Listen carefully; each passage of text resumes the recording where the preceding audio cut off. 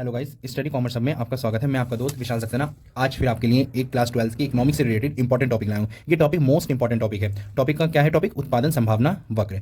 ये क्वेश्चन हमारे पास एग्जाम में बार बार रिपीटेड क्वेश्चन है। मैं फिर आपको बता रहा हूँ, जितने भी टॉपिक्स मैं आपको प्रोवाइड करा रहा हूँ सारे रिपीटेड है। जो बच्चा इनकी भी प्रैक्टिस कर लेगा, आशा करता हूँ कि एग्जाम में उसके लिए बेटर से बेटर रिजल्ट रहेगा। तो हम बात करें तो उत्पादन संभावना वक्र की। उत्पादन संभावना वक्र वह वक्र है जो किसी अर्थव्यवस्था में सीमित संसाधनों और निश्चित तकनीक के साथ दो वस्तुओं के अधिकतम संभावित उत्पादन के विभिन्न संयोजनों को दर्शाता है। उत्पादन संभावना वक्र क्या है? जिसके अंतर्गत दो वस्तुओं का संयोग होता है, एक्स कॉमा वाई वस्तुओं के संयोग को दर्शाता है। फिर इसकी मान्यताएं, अक्सर एग्जाम में इसकी मान्यताएं पूछी जाती है। इसकी मान्यताएं क्या है? उत्पादन के साधन स्थिर रहते हैं और सीमित मात्रा में होते हैं। इसके अंदर साधन कैसे होते हैं? स्थिर होते हैं और सीमित मात्रा में होते हैं।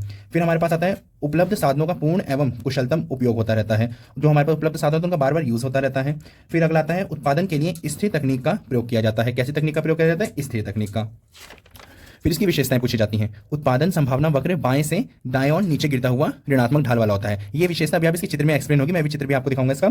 उत्पादन संभावना वक्र अपने मूल बिंदु से नतोदर होता है। तो ये भी आपको विशेषता इसकी डायग्राम में दिखाई देगी। तो डायग्राम हम इसका इस वाली टेबल के आधार पर बनाएंगे। इस टेबल को बहुत ध्यान से देख लें कि ये हमारे विकल्प हैं A B C D E F, और इसके अंदर कितनी वस्तुएं? एक्स तथा वाई।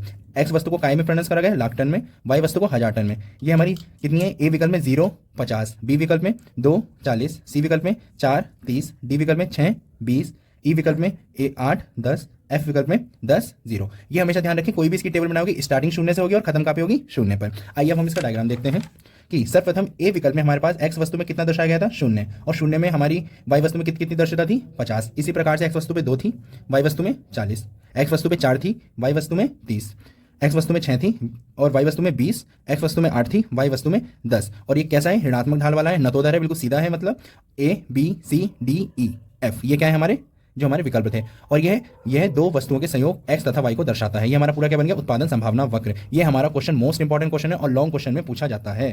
तो आशा करता हूं कि आप लोगों को ये क्वेश्चन अच्छी तरह समझ आ गया होगा।